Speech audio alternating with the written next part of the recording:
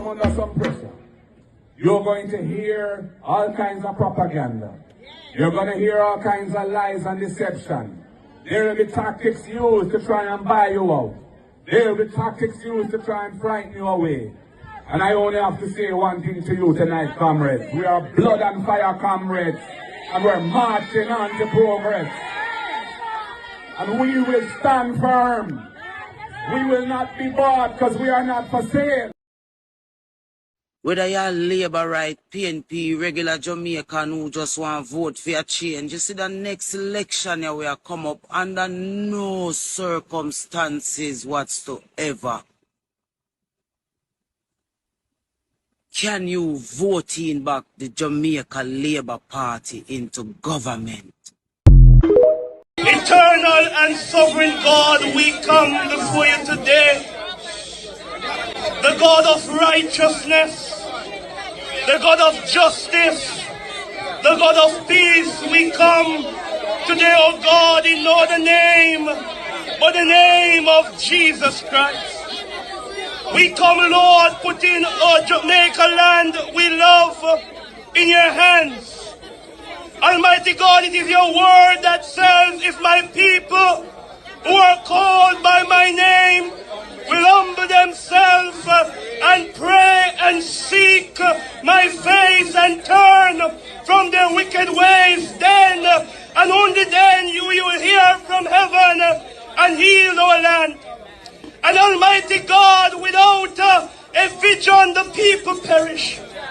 And so today, Lord, we come because Jamaica is weighed down under the weight of corruption. We're polluted, oh God, by cronyism and nepotism. But today, Lord, we come in your name and we say, Lord, rise up leaders like Moses who led the people out of bondage. Rise up leaders like Nehemiah who had a clean hands and clean heart. We pray, God, that you will rescue Jamaica and sound the trumpet in Zion, sound the alarm, oh God, that Jamaica will understand that you, oh God, cares for the people of this country. And so, Lord, we come against every badmanism. We come against every plans of the enemy. And like David said in the wilderness, you come with spear and javelin. Come in the name of the Lord God of hosts, the army of Israel. In Jesus' name we pray. Amen. Hallelujah.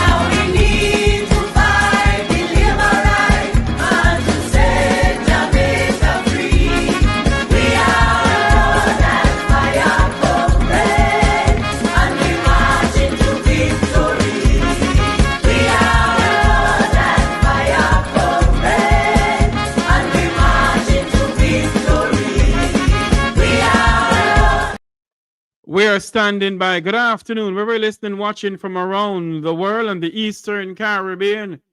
Welcome to the edition of the Make We Talk program. This time we're standing by for a live press conference from the Opposition People's National Party from the opposition office in Kingston, Jamaica.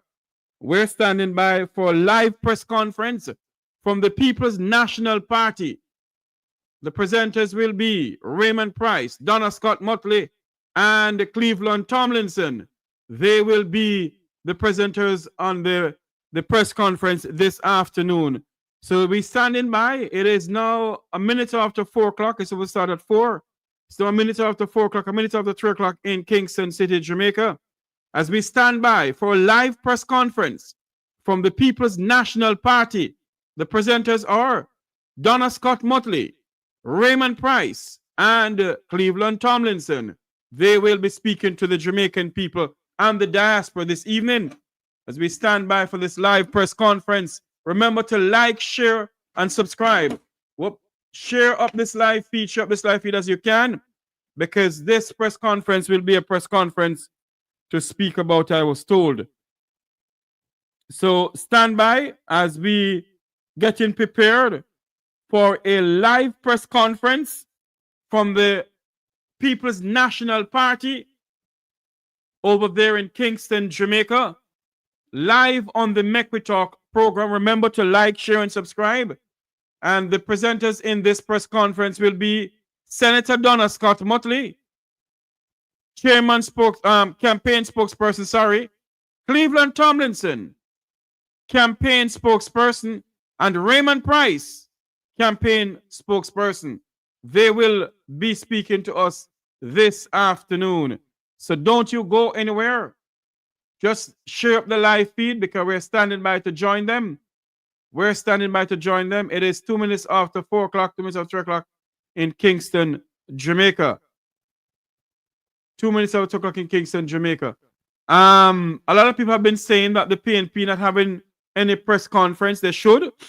I got a call this morning from somebody over there in London, England, and they told me about it. I said, no, I don't think they should.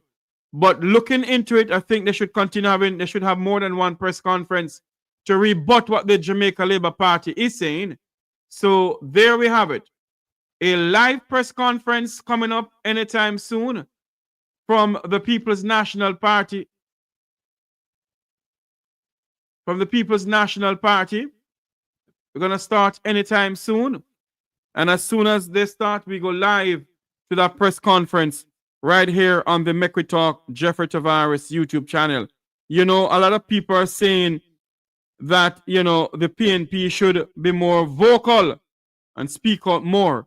And by the way, the leader of the Jamaica Labour Party is campaigning hard, you know. All in the wee hours of the night, they are campaigning hard, my friend. In the wee hours of the night, the PNP is campaigning hard than anything else. The JLP, rather. Sorry, the JLP is campaigning hard in the wee hours of the night. The Prime Minister going around with loudspeakers in the wee hours of the night. All over Jamaica. Sometimes when you look on his Instagram page, all 1, 2 o'clock, the man is on the road campaigning. I wonder what on earth is going on.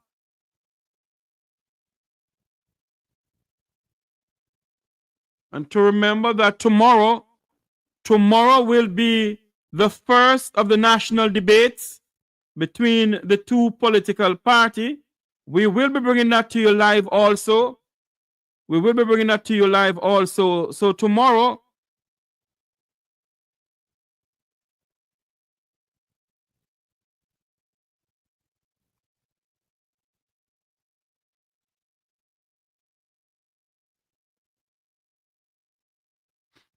you know, I am yes, I'm going to bring to you live the press conference that is coming up pretty soon from the Jesus, let me not answer.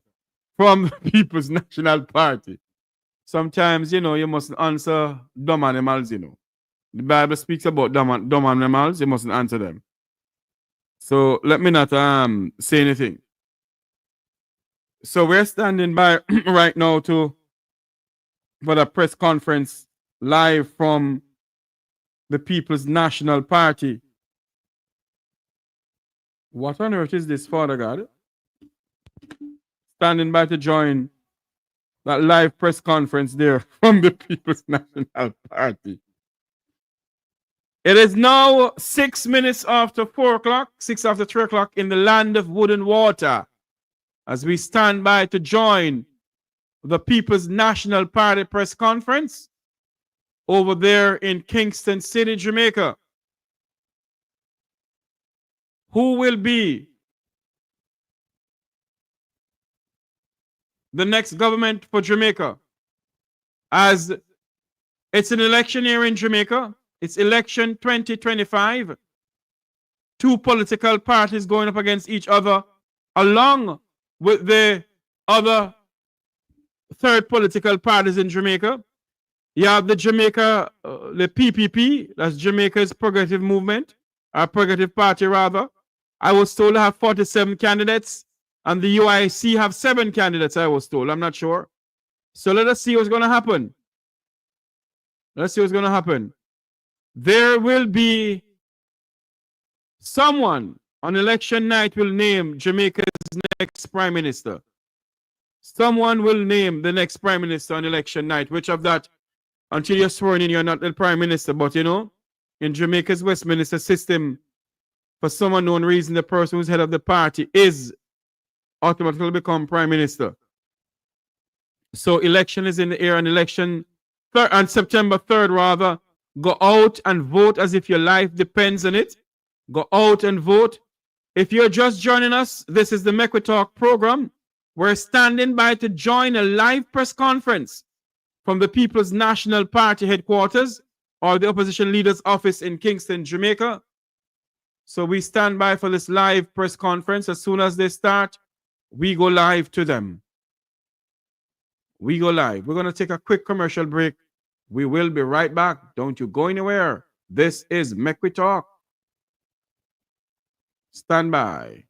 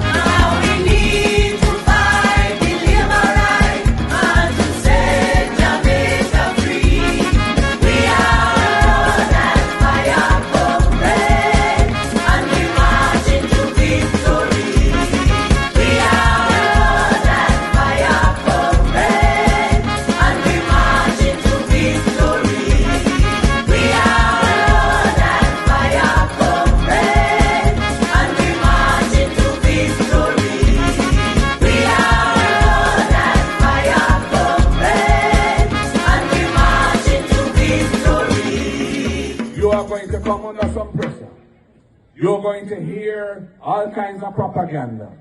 You're going to hear all kinds of lies and deception. There will be tactics used to try and buy you out. There will be tactics used to try and frighten you away.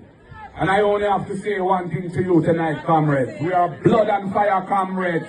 And we're marching on to progress. And we will stand firm. We will not be bought because we are not for sale. We are standing by to join the People's National Party press conference over there in Kingston, Jamaica. As soon as they're ready for us, we can see that their live stream is coming into us. There you go. Senator Donna Scott Motley is right there. Let me move away from here. Okay.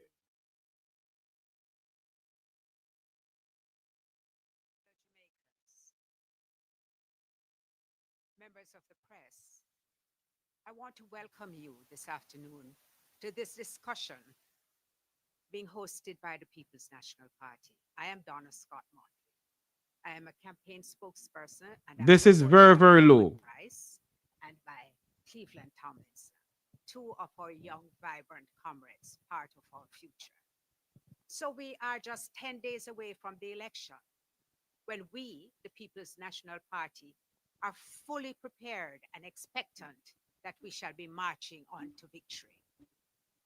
And prepared also that everything that is broken down, everything then broke down, we will build back better than before. So there are some events which have taken place and some which are going to happen. And I want to discuss some of those events with you, reminding you that on the 12th of August, we launched our manifesto, a manifesto crafted for the people, with love for the people, with Jamaica as our mission, but a mission which reflects love, because people are at the center of it. I don't think that the government liked it much, but I think they were also shocked by the boldness and the confidence in which we articulated our plans. So I gather that on Sunday night, they have decided to do something which they consider to be quite unique, never done before, in the country, in another parish apart from Kingston, to persons who are their very die-hard base, their own supporters, not a manifesto for the people of Jamaica, but a manifesto which is to be delivered to their supporters at a mass rally. They think that is something bold. I think that it reflects who they are. We of the People's National Party are committed to building a Jamaica that works for all of us and not just for a few. And our manifesto reflects that. We will very shortly be also launching what we call a manifesto light, which is really ideas which we are taking from our present manifesto. But there are some which we will be introducing for the first time, simply because we know that those who accuse you of copying and pasting do so because they are experts at it. We have had this experience before. It is not a new thing. We have heard ideas articulated by one of our spokespersons, Damian Crawford, who suggested that the GCT on electricity should be removed or lowered for certain sets of persons. And it was scoffed at by no lesser person than the Minister of Finance himself, only to see it being implemented. We recommended that GCT should be reduced.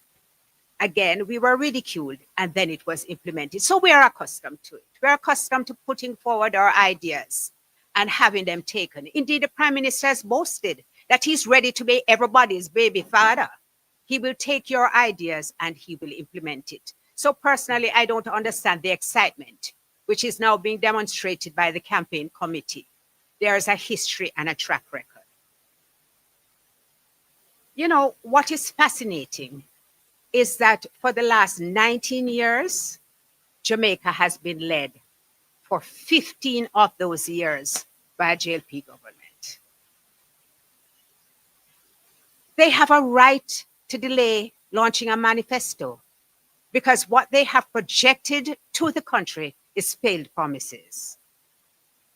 We're going to have fixed election dates within 100 days. We're going to have term limits within 100 days.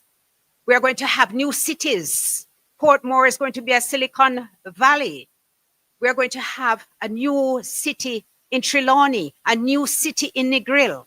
They're going to stop taking the $11.4 billion from the National Housing Trust, which every year they're going to build 700,000 houses. They're going to build 1,000 social houses, all failed promises. How can you actually go to the people with a manifesto when the people will judge you and say, those promises have been made?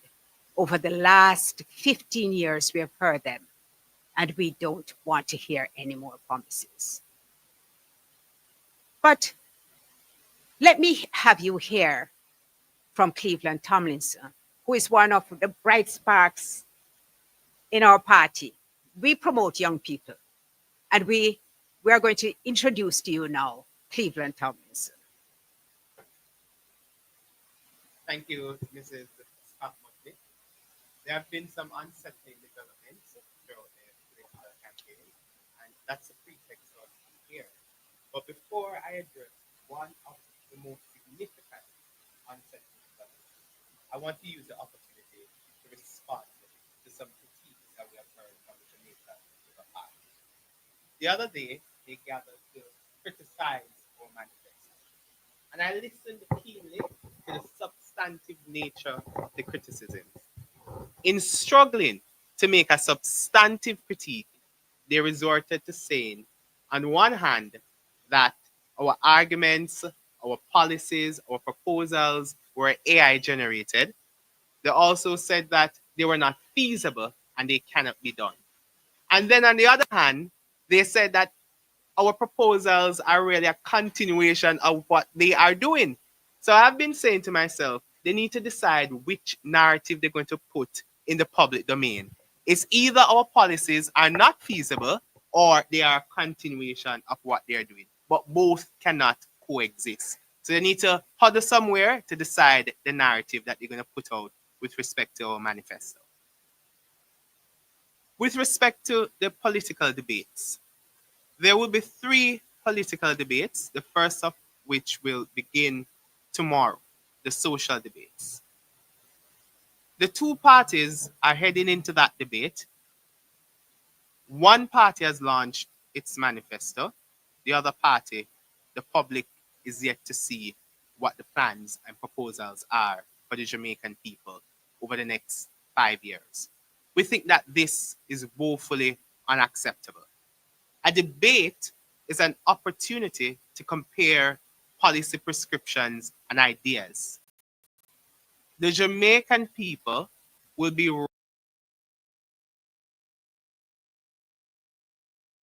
is woefully unacceptable. A debate is an opportunity to compare policy prescriptions and ideas. The Jamaican people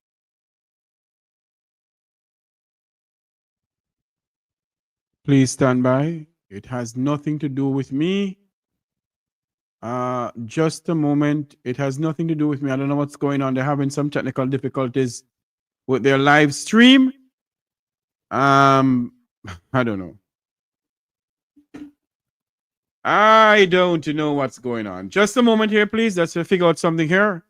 Let me send a message over to them. answer the critical questions with respect to the specifics about their plans for the next 5 years, about how Jamaicans, majority of Jamaicans, will be able to afford affordable housing, about land reform. So we reject this sort of development, that we're heading into the first of 3 political debates without the opportunity to assess the manifesto, the policy prescriptions, and the proposals from the Jamaica Labour Party. And what it does on their side, it will simply reduce the debate to a debate of theater. Because what they will be talking about are words put together. without any substantive, well-structured policy prescription that journalists and members of the public can critically assess. That can never be accepted in a mature democracy and can never be accepted of a political party that is seeking to run the country for another 5 years. So we say shame on the Jamaica Labour Party. And this way, the way that they regard to be revolutionary, unique, to launch their manifesto at a rally. I don't see any uniqueness in that. I don't see the revolutionary nature of that. The manifesto should have been made available for the public to assess. So we say that that is not an appropriate development for a party that is seeking to run the country for another 5 years. At this time, I'll hand over to Raymond Price. In addition to the points already so ably made by Comrade Scott Motley and Comrade Tomlinson, I'd like to emphasize the following. You know, the problem the Jamaica Labour Party has with a manifesto being released in the day and to the full public is emblematic of the fact that for the 9 years they've been in office, the 9 consecutive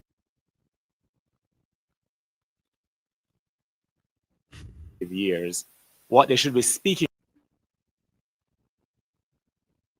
about are manifestations. The absence of manifestations that positively inure to the country's development is one of the reasons why they have, as Cleveland points out, first accused us of using artificial intelligence to generate a manifesto, and then in the next breath accusing us of plagiarism.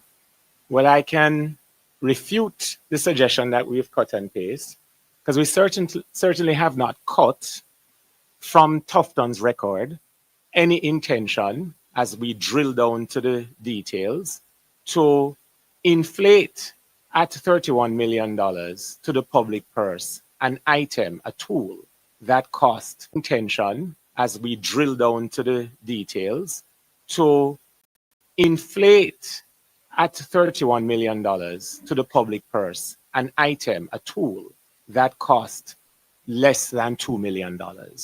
We have no intention to, nor have we cut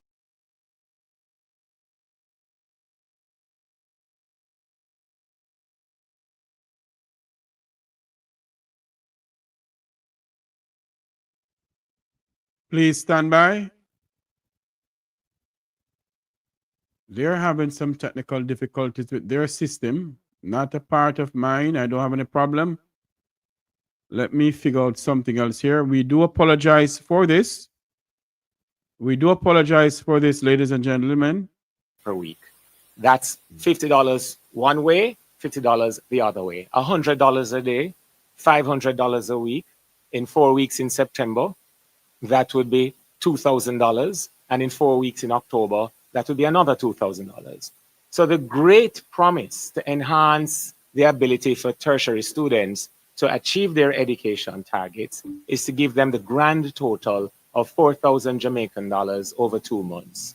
On the other hand, if that student is the first in their family to matriculate at a tertiary institution, they'll be given an entire scholarship for the duration of their pursuit of their degree. If that student is from an area or studying in an area that the government identifies as critical to national development, there will be further waivers and further grants and bursaries to which they have access. If they are not in the first from their family and have to go through the student's loan, if they are teachers, but every year they remain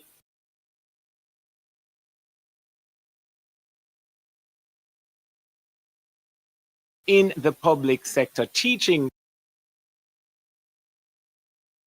Jamaican students here in Jamaica, their students' loan will be waived, discounted over the life of their service to the country. They may end up having a scholarship in the sense that they will not have to repay a loan. And on the other hand, the Jamaica Labour Party has been making some claims. Through a former Senator Marlon Morgan, now that Parliament has been dissolved, is the claim that we are pushing violence. It was not the People's National Party who encamped at the access point to Kling Kling and kept our representative, Paul Buchanan, in a state of inability to move freely while he campaigned. It was not the Jamaica Labour Party who blocked Patrick Peterkin from being able to get to the nomination center, causing him to have to get there via a bike. And let us speak about what is happening at the FLA, the Firearms Licensing Authority, where a former JLP councillor, Shane Darling, has pursued a questionable set of actions where persons are being targeted to hand over their weapons without any proof of breaches to the Firearms Licensing Act or any regulations connected to those. In my own constituency of East Central St. Catherine, we have provided locator pins and pictures of where our paraphernalia has been destroyed. We have also provided videos of persons clad in JLP paraphernalia removing PNP poster boards. And I make the point to say, as someone who grew up with him granny, those who play victim and then cry wolf are among the most dangerous in society. And we use this opportunity to remind the Jamaica Labour Party that Jamaica continues to be a country that honors our democratic traditions. There are two main political parties in this race, and the People's National Party not only intends to campaign robustly and lawfully.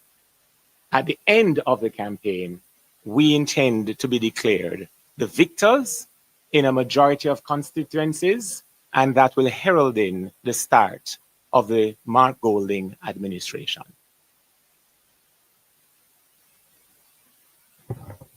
Thank you, Raymond.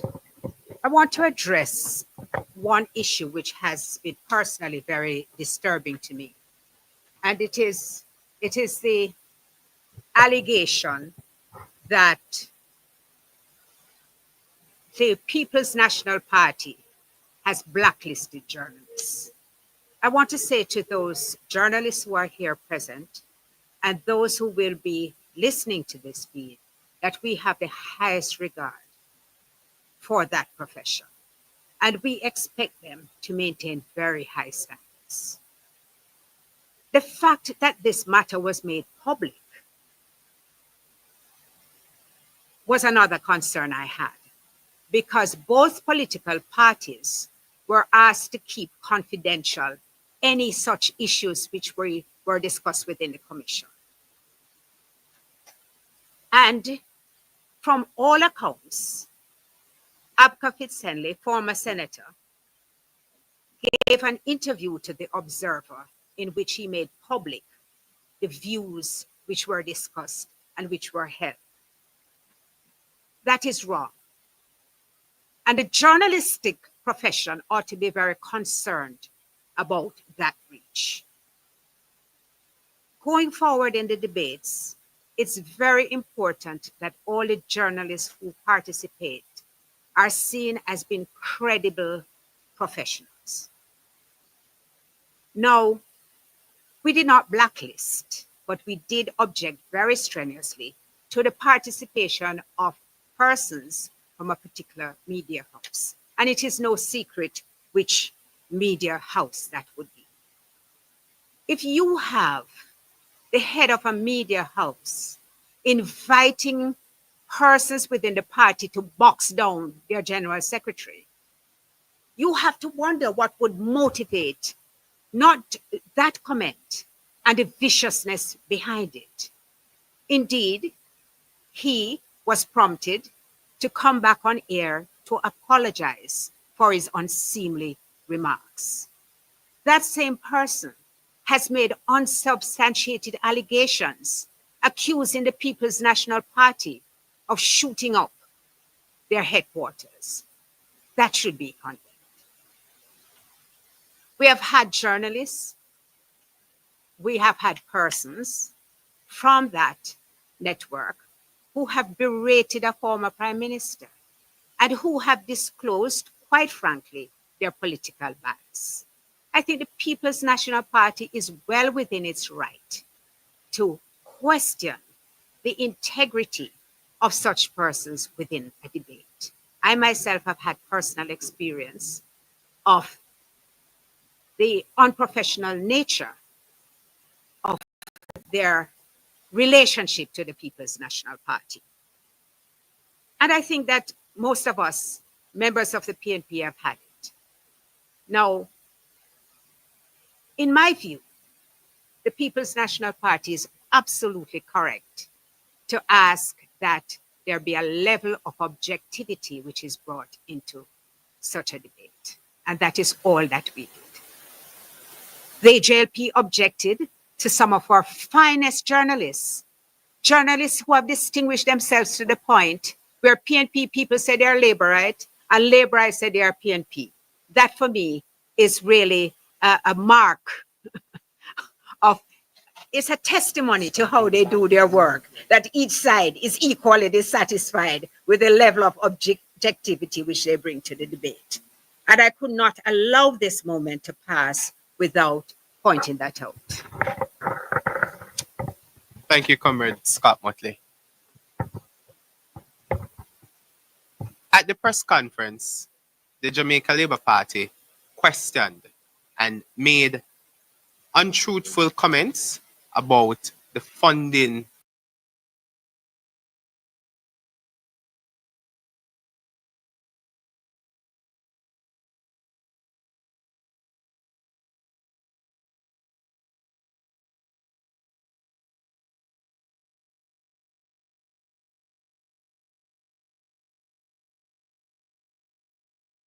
Okay.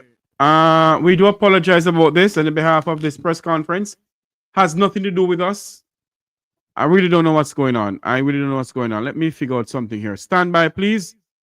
Let's figure out what's going on here. There is... Okay.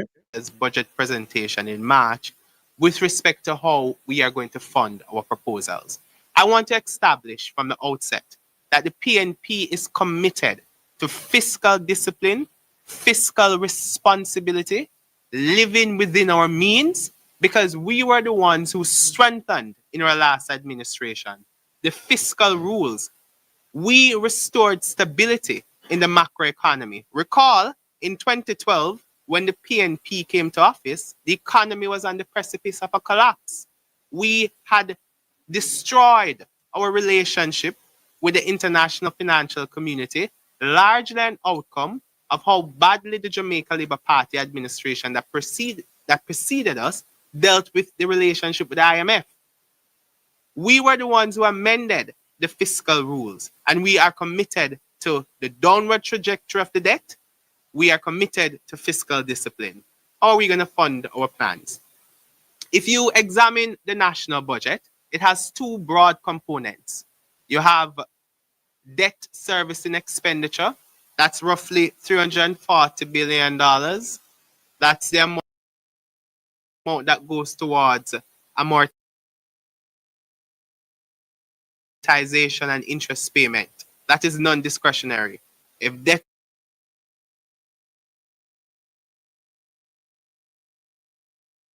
is due in the year, you must service the debt. Then you have the second component, which is non-debt expenditure, which is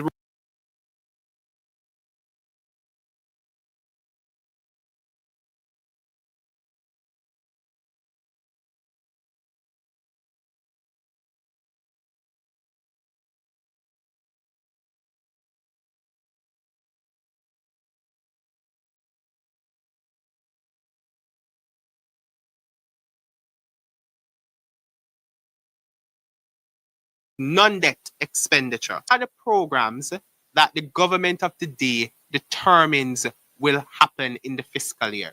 The government has full latitude to determine what programs it finances.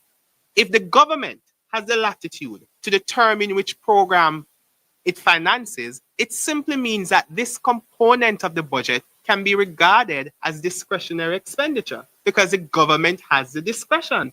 It has always been so that this component of the budget is regarded to be discretionary expenditure. So when I heard the minister the other day talking about there's no discretionary portion of the budget, nobody in the PNP said that there was a line item in the budget called discretionary expenditure. We never had any pro box moment. We don't do that on our side. We said that that portion of the budget is regarded to be discretionary expenditure. And that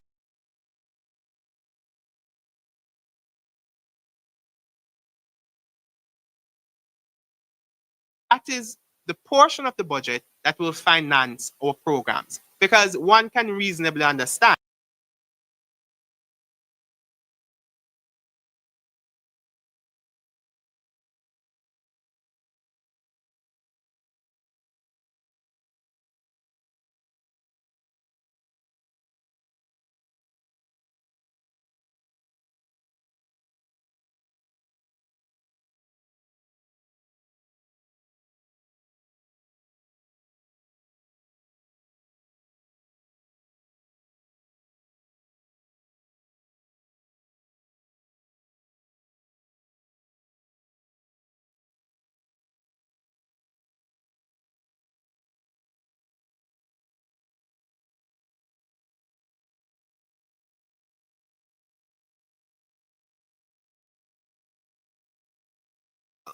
that over the next 3 years, the economy will generate tax revenues to the tune of $140 billion. That will be available, ceteris paribus, meaning holding all other things fixed. That will be available to the government to finance its programs. We're also committed to the downward, the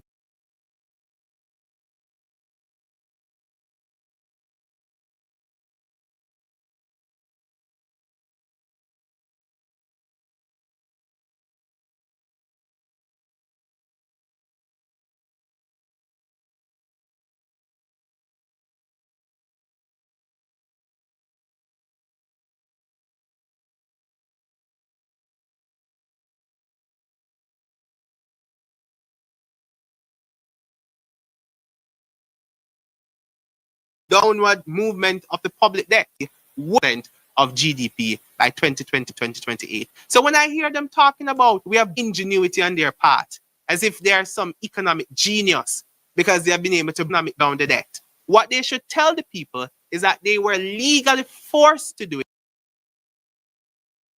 it because of the law that the People's National Party put in place in 2014, because of the law that the People's National Party put in place in 2014. So when the debt reaches 60% of GDP, per the fiscal rules, we'll be able to relax or reduce the primary balance. And when you reduce the primary balance, it simply creates more fiscal space for the government.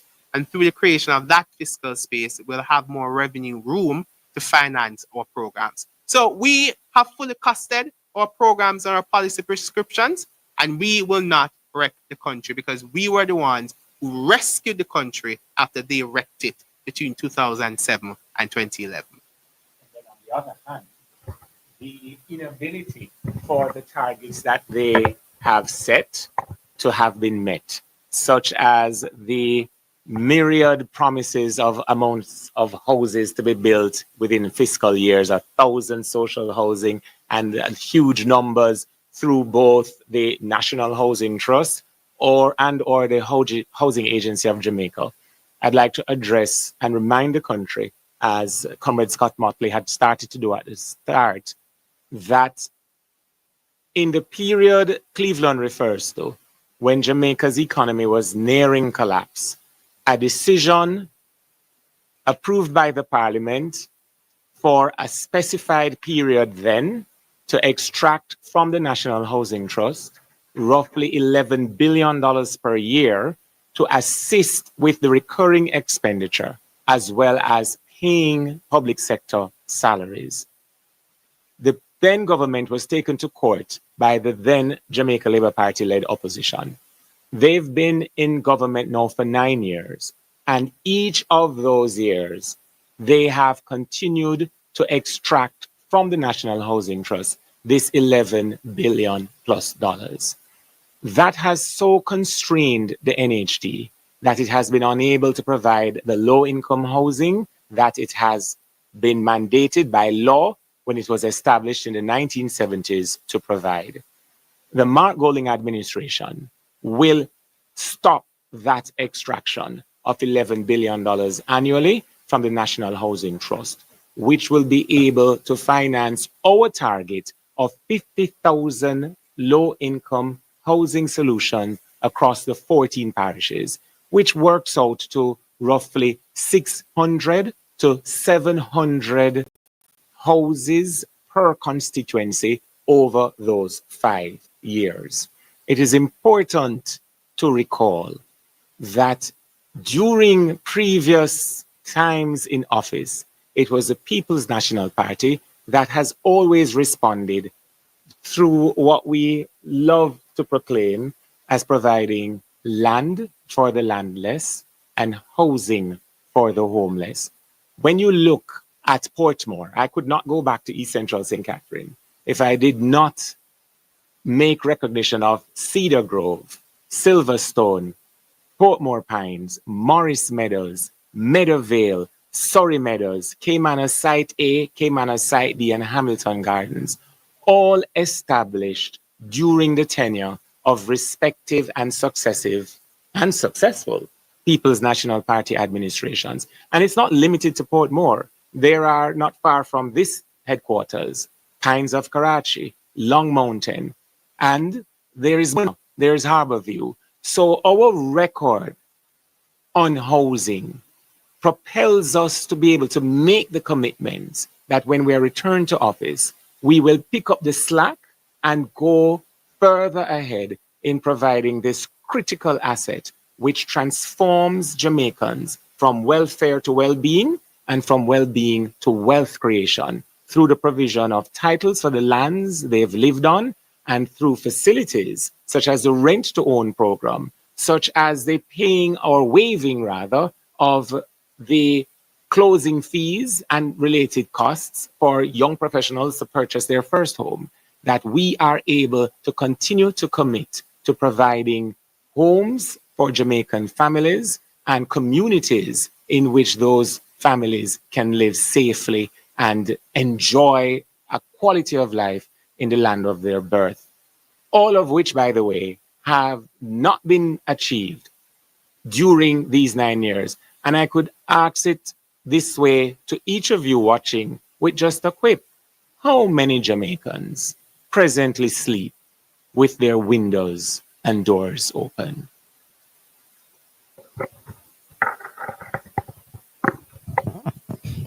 Thank you. We will have an open microphone for the press, but I'd just like to make 2 small corrections. One, during Mrs. Scott Matley's presentation, she said 700,000 houses were promised. It was in fact 70,000. And during Mr. Price's presentation, he said the JLP was not responsible for pinning down our candidate in West Central last night. It was in fact the JLP that was responsible for that. I'm sure. And thank you very much for that I'm correction. sure. You know that I'm very sensitive about anything which seems as though I'm trying to mislead anybody. I know. Would anybody present? Any questions? Any questions? What about thank you. Good afternoon. Carla Ramin from CVM TV. To Mrs. Donna Scott Montley, you announced that there will be a manifesto light.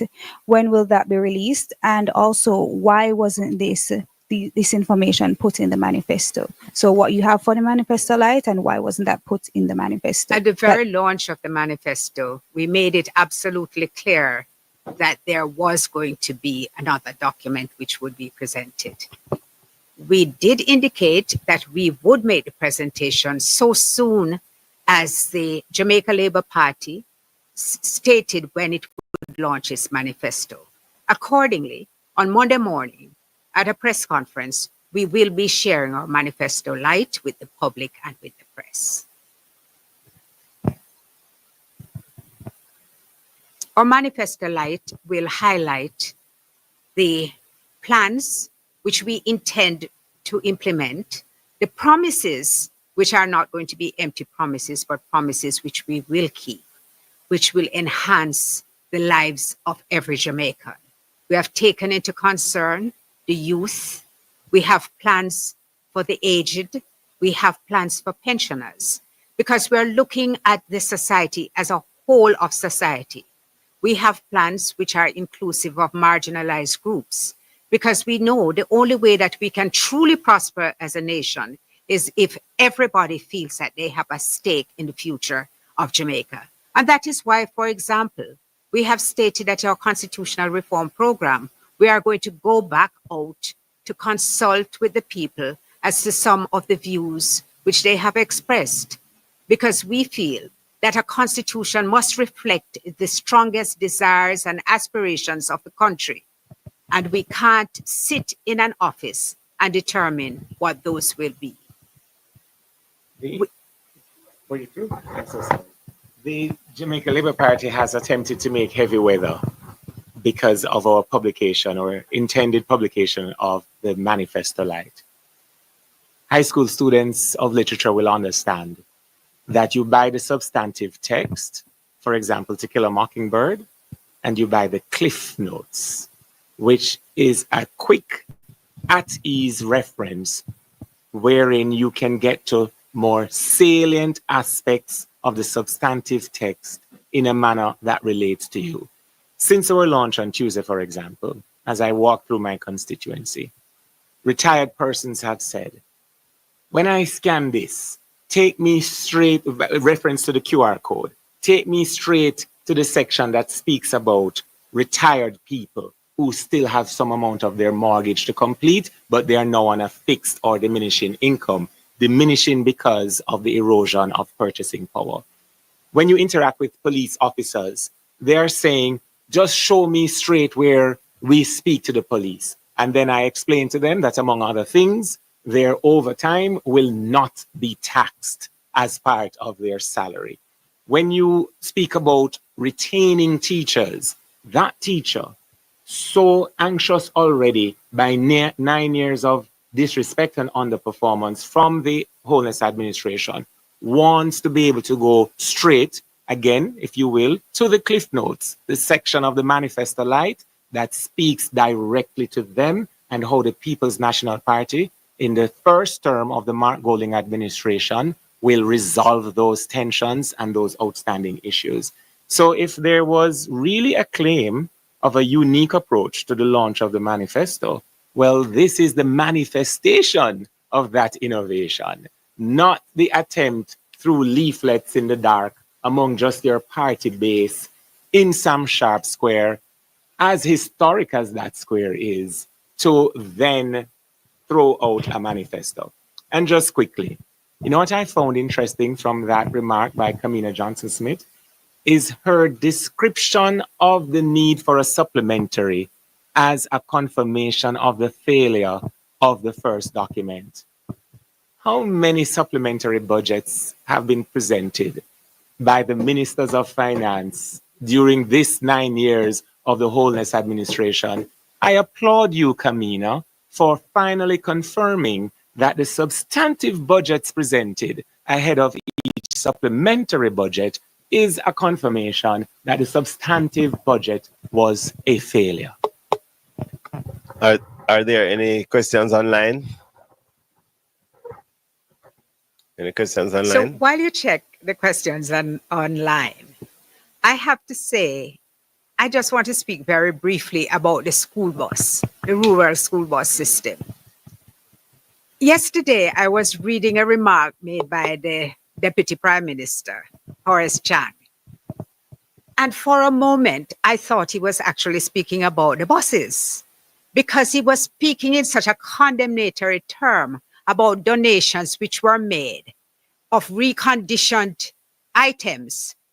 And there was no proper, they broke down within 3 months. There was no system for maintenance. There were no persons who could repair it. And I said, oops, so the cabinet didn't approve the school bus.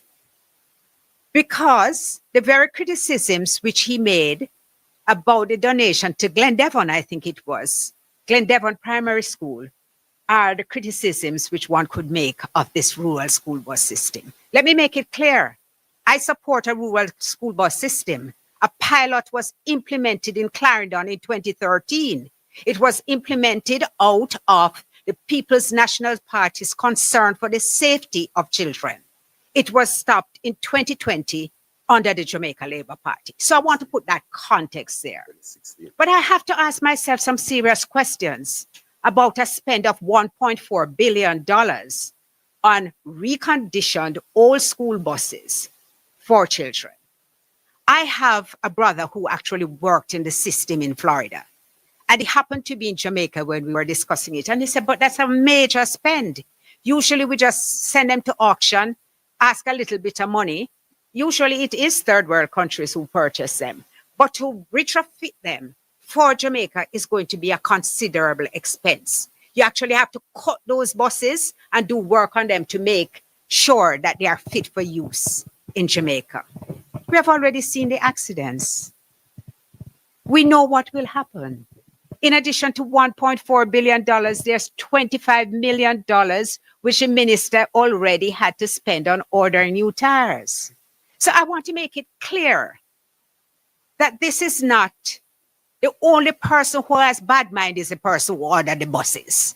Because it would be bad mind. In the same way Minister Chang spoke about the equipment yesterday, disparagingly of anybody who would do something like that. I said, Minister Chang, speak to your own, cast the mote of your own eye before you look at anybody else's.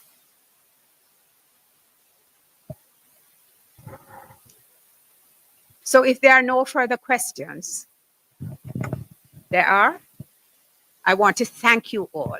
Those persons who are online who have been messaging me while the discussion has taken place,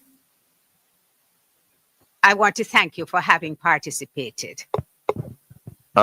In wrapping up, just to say there are no further questions online, but just would like to remind the media that our manifesto light will be launched on Monday morning.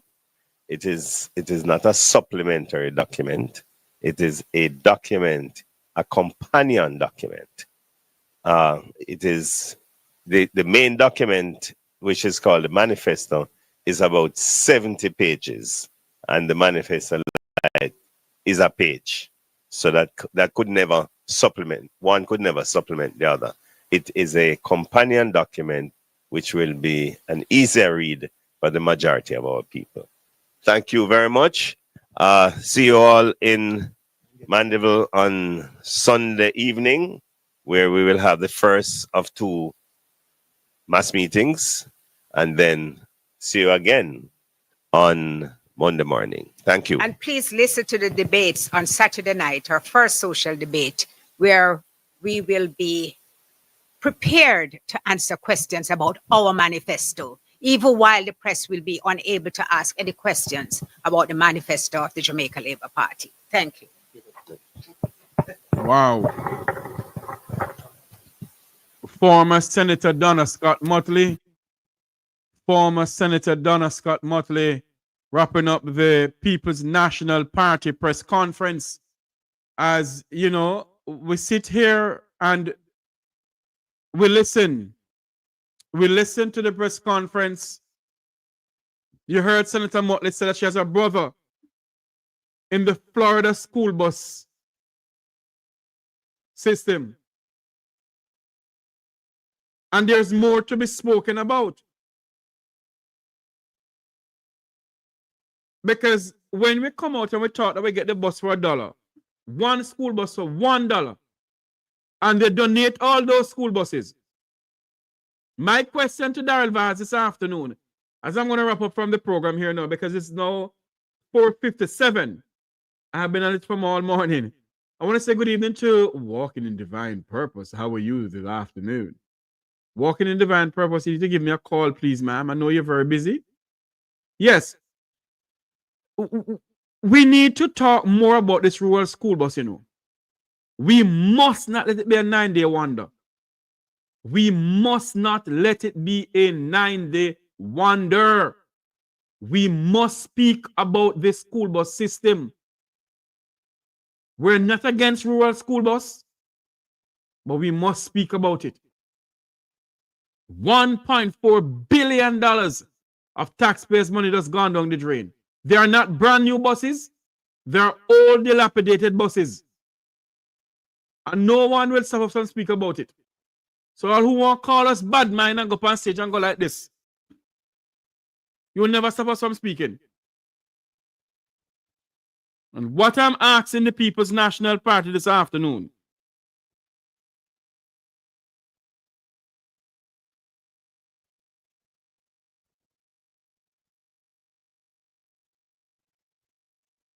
you see, we must continue speaking out.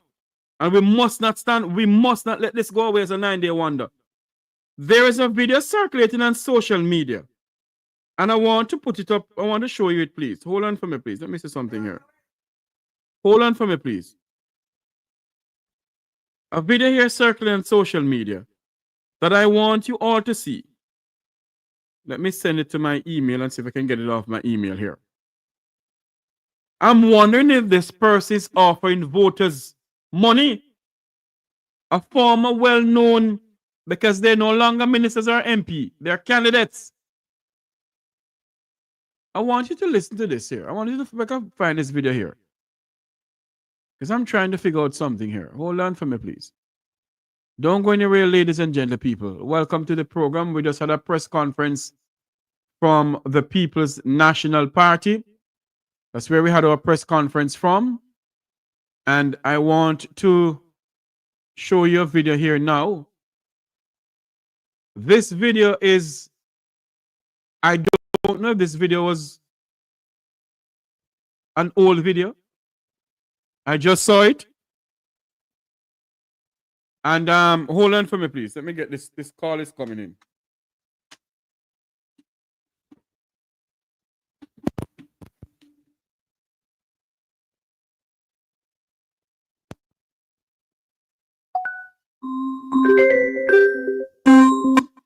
Good afternoon, make we talk. You're live. Go ahead. You love to have a whole bus, you have follower too. Let me ask you a question. Shower man, hold on. You're live. Shower man. Bus. Shower man. Yeah, yeah. Hold on. You love to have a Hold whole on, bus. no shower man. Listen to me. May your friend, you call the program. Listen to me now. If the buses are 2002 buses, are whatever age they are they old buses? Which one of those buses that the Alvarez bring in is 2005 or 2006 buses? Tell me. Bus them work. The bus them not. No. I am asking you a question, Showerman. Can you tell me that the minister bring in a 2004 bus or a 2005 bus? The bus them no old, brother. Answer the question, Showerman. You don't say old car come and come self in new car. Showerman, I ask you a question. Yeah.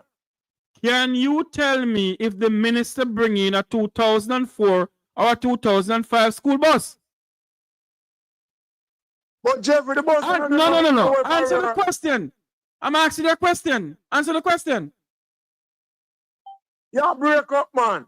Yeah, you say right to me, I break up. Me say you break up. I am asking you a question, sir. Can you tell me if the Minister of Transportation bring in a 2004 bus or a 2005 bus? I don't know your bus them. Oh, so how you tell me an old bus them?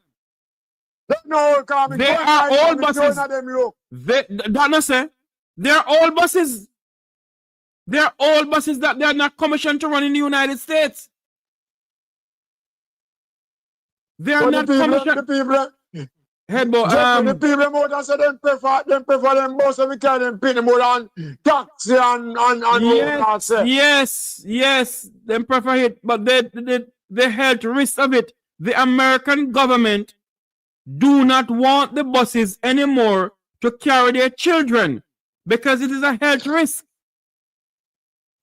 And Showerman, when I said it to you, sir, I am not talking on behalf of any political party. It's something I read upon. And I'm not here to promote anybody or any political party. Well, but Jeffrey, the tire them on the bus, them are change the tire them and them are change the door them and everything will be correct, them are correct. Oh? Let me ask you a question. What are you going and buying some brand new coaster buses from down at Toyota, Jamaica with brand new tires and everything? Which one would you prefer if you're running a company? School bus different from go by. No. Answer the question. The school bus, Jeffrey, the school bus have the thing that can lift up the wheelchair with the crippled people. Hello. Stop your nonsense. Stop your nonsense now. They can do that for the coasters them. Other countries are doing it. But you have request that I make them build and come here that way there.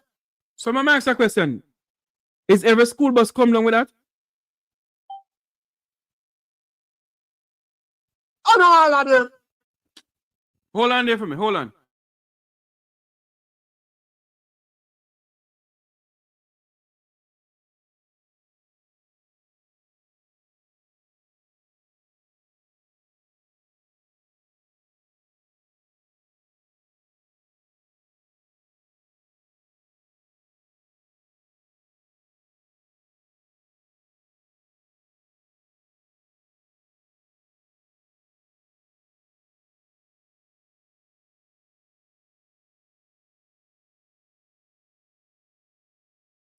Yes.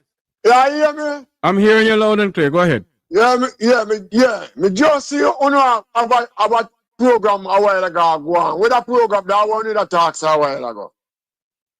The PNP had a press conference. A press conference about what? About the manifesto we didn't keep right there. I don't know. You shouldn't go listen to it. Sometimes I don't want to listen to them because sometimes I don't even want to listen to them sometimes. What the press conference about? But we must listen to Uno though. You not listen we. Showerman. You not listen we, Jeffrey. Me keep on tell you all the while you're on our side. And listen to me, I am on Jamaica side. I'm no other side but Jamaica. Showerman. So Jeffrey. Showerman. Yeah. Listen to me, man. Listen to me. Showerman, may I beg you? Please, may I ask you? Don't listen to Jeffrey Tavares. Make somebody go up on Google and Google the prices for the bus in the United States. Let them tell you them. Them millions are 10,000 anyway for the bus. Nothing. That's Jeffrey. Not true. How much you bus then? If Daryl Vaz buy a 2004 bus, it will cost 10,000. But he did not buy a 2004 bus. He did not. When buy? Where here? No, when me here. I have the papers here. It was tell me where you're busting by. Read my way in Jeffrey. Then we don't hear. I don't. The whole on the party not telling you. We don't hear about me when I said them buy bus. We don't hear where you bus how much you bus. We don't say 10,000, 20,000. So hold on the Showerman. You coming to me and telling me, say I lie me I tell the boss and all, and you don't know about the boss them Showerman? Jeffrey, me going at the bus, and I'm seeing at the bus and condition look good and thing. That no say Showerman. The age of the bus have to say something about it, Showerman. And I see them fry the bonnet and I see the engine then clean and solid. Yeah, because no island, no island drip. Yes, Showerman had nothing to do with that. The carbon of the buses are not good for the children, Showerman. So me ask everyone that. Yeah, Jeff. The carbon of the buses are not good for the children, shower man. That is why the American government don't want them. They are giving them away, or what they're doing is auctioning them off and they're carrying in some new electric bus for the children over here. So them a give them away and them a sell some. Right. That yeah, say. Right. And if Daryl Vaz had come to the Jamaican diaspora and asked questions, how can he get the school buses them? The people up here in the diaspora would have helped him. But what he did is to come up here and claim saying buy bus. I don't think we don't. The fact of the matter is, he does not want to give us he doesn't want to show us the price list that he bought the bus for. And that is why we went and investigate. What we got was the VIN numbers of the buses, and that's why we know the years of the buses by the VIN number. Because you are the first one with me I tell me about 2004 and 5 bus. We never hear about bus. We just know that the bus ain't come here. And I'm going on the bus and see bus them look clean and that look is good. why, Showerman, that is why they will continue fooling the people of this country. And when we do investigation and talk about it, all you people can say, go on a dirty comrade and 100. That's not what we want. There is absolutely no way, Showerman, can you spend $1.2, $1.4 billion and some old buses, Showerman, you have to go back to do I can sit with them.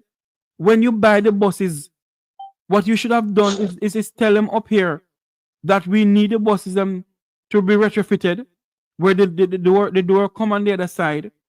Why have you can go Jamaica do that now? That make any sense to you, Showerman? Do it from up here. Okay. So them should have retrofit the door them up down and the bus just come straight down here then. Thank you. And get new tires and everything. The same people them down no. Inside the same people them. That's not true. That is not true. That's a lie. Well, tire them a change, me know. Showerman, when I talk about tire that change, just do what I say, no, man. If they had done it from up here, they wouldn't have to go down and go do it. Yeah, me hear you. You not buy 100 and something bus from one company up here. Showerman. You don't make sure you tell them, say, look here, it's for the rural roads in Jamaica. We drive on the left. Can you do something for us? Oh. And why would you go and buy? Why would you go and buy some school buses that was made for the United States, not for Jamaica? Why would you do that?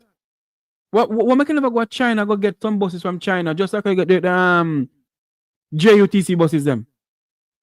Why didn't you do that? The Chinese could make some school buses, that's fit for Jamaican road. And the door come on the other side. Second round of bus, them a China where I bring them from. The second round. Oh, touch that crap of me is. Then we have to buy more bus. You think the little 100 bus can listen to me. Listen to me. System. Hello. I am not talking about buses. What we're talking about is the money.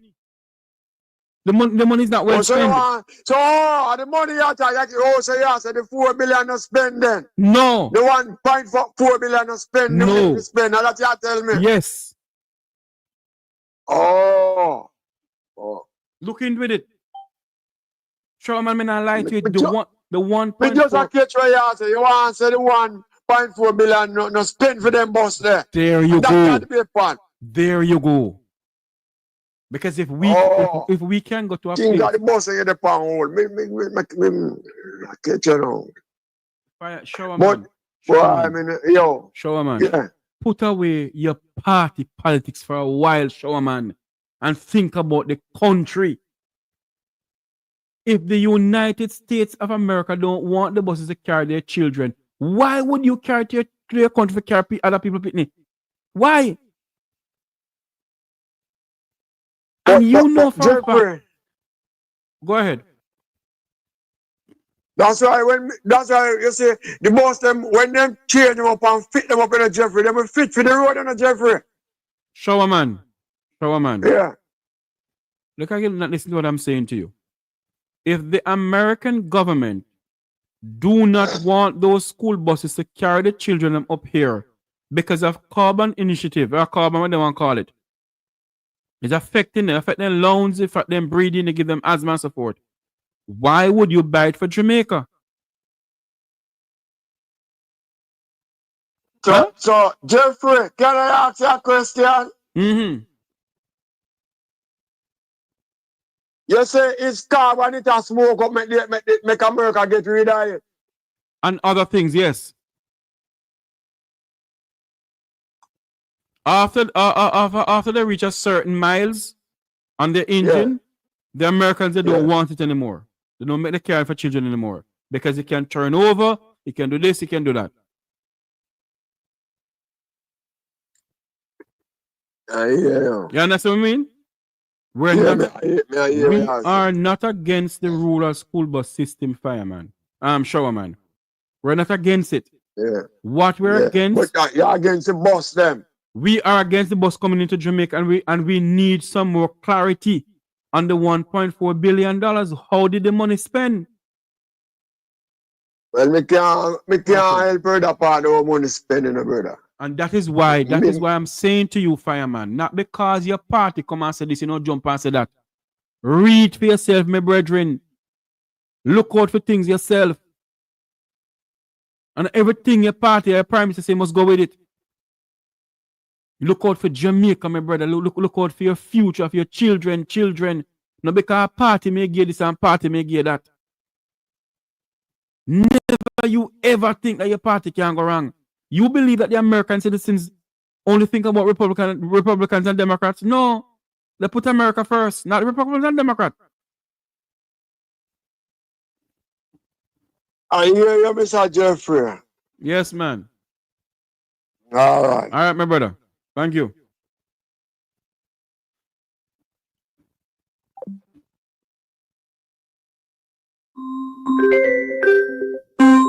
Hello, good afternoon. Make we talk. Hello? Hello. Yes, good afternoon. Good afternoon, Jeffrey. I have to call and tell you that I am so proud of you. The way you handle Showerman. That's his name, right? Yes. I am so proud of you. Thank Most you. of the time when Showerman call other programs, he's arguing with them. But for some reason, him connect with you, him listen to you, you adapt the right tone of voice with him. Yes. You give him the right information. And I have to call you and tell you that once again, is that the first time I call you and tell you I'm proud of you? Thank you so much. Once again, me proud of you. We come from the grill. We are fight for the people them down on the grill. I am proud of you, my brother. Thank you so much, ma'am. After me say that, now me have a point of complaint, though, not for you. Okay. I have a point of complaint about the PMP conference today. Yes. I can appreciate the fact that after Andrea ball and work up and ask them and beg them and plead to come out today and have a conference, I am disappointed in the setup of the conference. My first point of complaint is this: the vocabulary that they're using. Who is their audience, Jeffrey? Is college student or Buckingham Palace or Parliament I'm talking to? Hold on for me. No. Hold on for me. You have to understand this too also, that you have other media houses within the Caribbean and in the United States and other places that pick up the feed. No, but Jeffrey, don't. No, I understand where you're coming from, you know. Hear me. Mm-hmm. You have an election on September 3rd. Is that correct? Yes. You have to reach out to the people. Your greatest audience is the Jamaican people who you want to go there and vote for you. Do you agree with that? True. Is that your number one audience, yes or not, Jeffrey? It is your number one audience. Okay. You have a responsibility to make it as simple as possible, that even if the little picnic, the 5 and 6 year olds, sit down and watch, they can explain it to their grandmother who can't hear so well. True. That's your response. You're talking about fiscal responsibility. You're talking about macro economics. Who they plagiarism? Who understand that vocabulary? So True. I am saying to you to communicate to everybody else, please, when they go out there to give these conference, I'm not specifically asking them to speak in patois. I am specifically requesting that they make it as simple as possible. Lego them university word. Most of the people voting for them in Jamaica, they don't even finish high school. You True. must know your audience, Jeffrey. The first rule of communication, know your audience. Indeed. Make sure That is that true. everybody understand when you finish talking. Additionally, I thought it was a little bit too much. The idea that Andrew laid out for them, the blueprint, have a conference. Yes, bring it out on a single subject and beat down the subject. The subject today should have been about the buses and the fact that you was explaining it so very clearly to Shower Man about the fact that the children are going to be sitting in the bus and breathing in this carbon. Mm-hmm. You're going to give them lung problem, breathing problem. And additionally, Jeffrey, it's not the children them alone going to get the asthma. No. The people who walk on the road, the people who driving behind it, all of us are going to be affected by anybody who's in And the Jamaica. driver who's driving the bus too. Correct. So this is what the press conference today should have been about, the safety of our children in those buses. That it should, so that today should have been just about that. Tomorrow, you go and you attack another subject. Additionally, I think there's something else that they should be pointing out. That we no longer have a prime minister in Jamaica. We have a candidate, Andrew Holness, no longer a prime minister. No. Hold on. The Constitution Am I correct? Yes, or no? the Constitution stated that when Parliament is dissolved, we still do have a prime minister, ma'am. Well, I was told that we no longer have a prime minister, No. the governor general in the country. I am asking you. You know what I'm gonna do? I'm gonna text something to you. Hope I remember your number. Text something to you. All right, but what the Constitution says.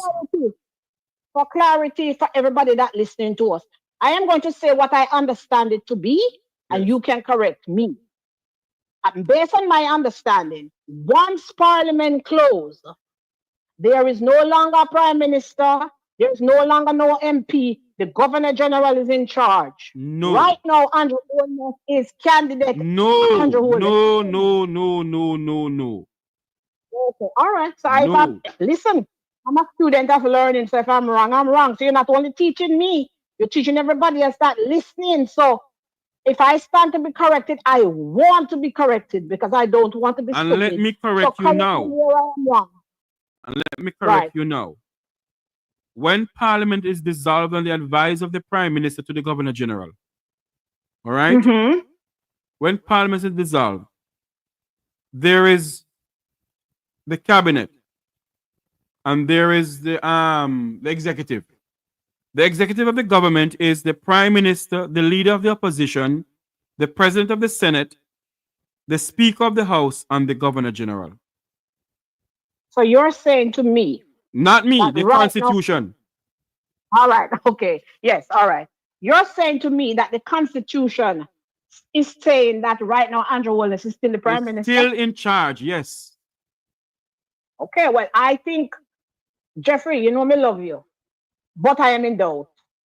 I want you to bring on somebody. What I want you to do then, bring somebody who's an authority on parliamentarian rules and clear it up fair. I want you to do, listen to me now.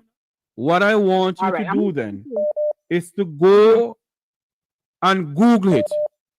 All right? I will. I'm still trying to get somebody to come on air for me here to speak to you all about it. All right? I would appreciate that very much, Jeffrey. I really would appreciate that because that would let us know whether or not Andrew Holness already give up the job of being a prime minister. So therefore, the question becomes what you want to give up the job. Because although Parliament is dissolved, you have to have somebody in charge of the country same way. Which is the Governor General. No. Based on my understanding. But listen, Jeffrey. I am trying to explain to you, and you keep on saying it's a GG. The GG may be in charge, yes. But the executive, but I'm telling you. I hear you. I just want clarity on the matter. That's all I'm asking. I don't disbelieve you, Jeffrey. I just want clarity on the matter. And I think if you was to get somebody who is an authority on this, it would clear in our mind whether or not Andrew Holness gave up the job of being prime minister. Because here it is, him want to run again, and him want another 5 years. And the fact of the matter, you waited until this long to call the election, until parliament is dissolved, and have the country in such a situation where we're at a standstill now. It's as far as I'm concerned, that is irresponsibility. He's not functioning as a leader of the country, and therefore this is another example of why him should not be running for prime minister again, because he has already failed us, failed the Jamaican people for 9 years. All right. Okay, my dear. Thanks for calling Okay. in. All right, my love. Thank you for listening to me. All the best and keep up the good work. Okay, ma'am. All right. Good afternoon. Welcome back to our program, Your Life. Yeah, Mr. Tavares. Yes, Sir George. Yes, Good, good evening again. Today's press conference was mainly about the debate going to take place tomorrow. And what PNP tried to do is show the public that there are debate going to take place, and JLP does not have a manifesto to the people. Because most of the debate is about what the two-party plan for govern. Right? The boss and other things just come in because it's one of the major topics. But the major topic today is about the debate tomorrow, and and without one of the parties don't have a manifesto to the public. All right, sir. Okay, all right, sir. Thank you. I can take 2 more calls if anybody want to call in. This person was calling us.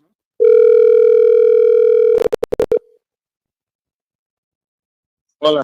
Good afternoon. You're calling the program? Yes, Jeffrey. Go ahead, my friend. How are you? I'm here looking and living. All right. So, just to say, I personally think that the press conference was very good, apart from the technical glitches that they were having. Right. I think speakers did a great job of expounding on the position of the People National Party, expounding on some of their achievements, especially when Raymond spoke about not Raymond, the other young man spoke about the fiscal programs that were implemented by the PNP party back in the term after the 2011 JLP disastrous term. And a matter of fact, I'm going to criticize the PNP of not stressing enough how poorly the JLP did in that term, collapse the economy, wreck the IMF program. Peter Phillips and his team had to went to Washington and literally come up with all sort of stocks in order to get a deal. Re-put us on a part of financial good management, put in a system to have a structured debt payment. They implemented the EPAC, Economic Policy Oversight Committee. They had a bunch of economic forces who were advising, contain people like Ralston Hyman and so on and so on and so on. Why the PNP stressing this thing in the campaign and allowing Andrew Holness to take all the credit? I don't know, sir. Right? And the suggestions that was made by Andrea last night, I even texted him and congratulated him. Yes, the PNP has to have their team on the ground, listening to what the JLP is saying, be prepared to rebut their misinformation with fact, and set the record straight. Because the fact of the matter is, the PNP has done a lot in terms of the development of Jamaica over the years. I'm not going to say everything was all good, but they have done a lot, and way more than JLP have, right? And they need to go out there and put their record out there. They need to talk about the number of schools that they built, the number of highways that were built, the number of police stations that were built, the number of houses that were built, the number of schemes that were developed, the number of programs that were started, the number of ministries that were started, things like the NHF, things like the NHT, things like NESAL, people like UAS. They need to talk about these things. Why are they allowing Angela alone to go out in the media, taking credit for all the good work that has happened in Jamaica over the years, that they themselves are not benefiting from? I don't know, my friend. Thanks for calling in. All right, man. Cool. We have one more call, and that is it. We're going to just go for now. Call back this person here. This person want to come on. call back this person here. Hello? Pleasant afternoon to you, Mr. Jeffrey. Can you call back the program, please? All right, no problem, sir. I will. Okay. Just standing by to let that person call back. We're going to answer them. Wow, it's been a, we need to get some, because Nikia tell the people, go and consult your constitution. Good afternoon. Welcome to the Mercantile Program. You're live.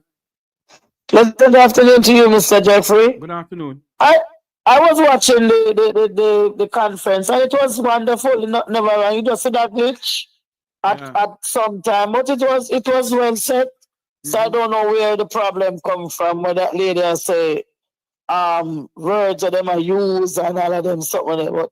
And I don't know. You see the way you control shower man. I can't grant upon because the way me ignorant, I couldn't uphold with him upon the life so long. But you cut him right down to size him understand. So yeah. And if them why them I use the local don't say them to come on social media come embarrass themselves. Show a man so like him even got basic school. That's why the Jamal need to open back Mr. Tavares. Jamaica need back Jamal. That man like show a man has to go back in our Jamal. For to learn to read and write because I'm not understanding. The man gonna tell about the bus look good and when he go on the bus clean and all the try show him say listen the bus a 20-year-old a whole bus. What gonna happen to the people when the bus start drive? It sounds so stupid. Then to find some people educated, man. You know we can reason with. You know something, caller? I wouldn't say that he's stupid. What I would say that my good friend Showerman is not well read or not well, versed to a lot of things. And I'm here to speak to him. I'm here to talk to him. Not to convert him to be any political party or whatever. Just to speak to him as a Jamaican, to enlighten him. Because many of us are just indoctrinated with one thing, that we are die-hearted comrades and we are die-hearted laborites. We don't think about nothing else. So whatever the party says to us, we believe the party Bible and verse. And that's our problem. You don't think so? Yeah, man. Yes, man. Yes, man. Yes, man. All right, my friend. Thanks for calling in. So you do a wonderful interview with him. Because you have patient with him. I have no patient with him. What's the name of labor? You have to kick him a flank. But you're not deal with politics. You're deal with Jamaica. When them are talking about politics and preach politics. When they not preach politics, when they say the truth, and they come and make the people them understand what's really going on. For them not educated for go get certain information and show we it at the people at Jamaica. Yes. Hello? Hello? Hello? I think we have lost her, I didn't cut her at all. I think we have lost her. Hello? She's still on, but she's not hearing her. Hello? There, we have lost her. I did not cut you at all, my dear. Your phone got disconnected. I don't know what happened. I am going to try my endeavor best to get somebody to come and speak to us, because people are not listening, that they must consult the Constitution. Clearly state that when Parliament is dissolved, the Prime Minister, who is the executive, the President of the Senate, who is an executive, the Speaker of the House, who is another executive, they are in charge along with the Cabinet.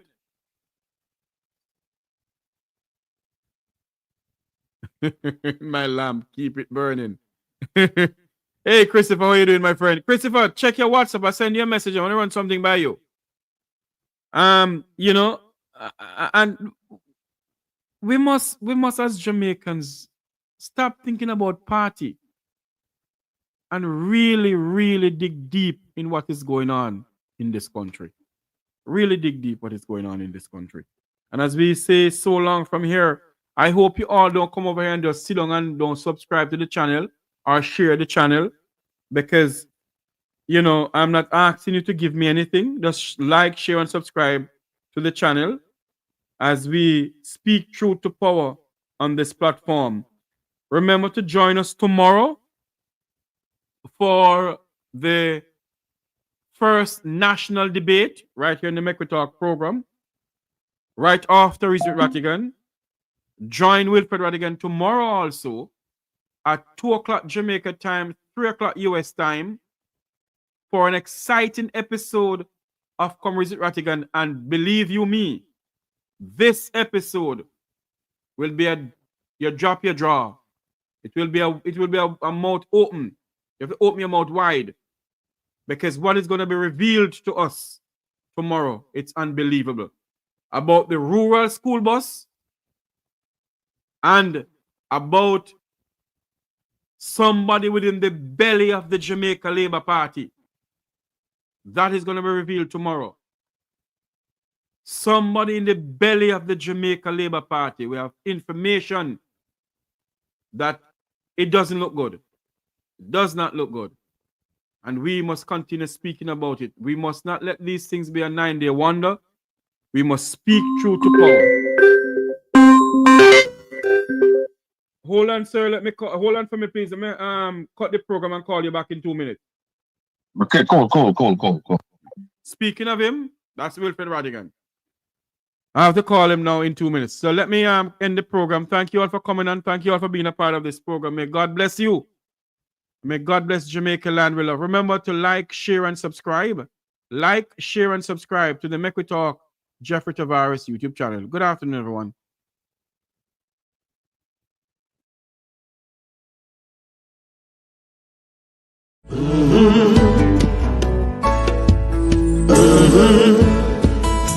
When the game gets rough and this life just seems so tough, make we talk, my people, make we talk.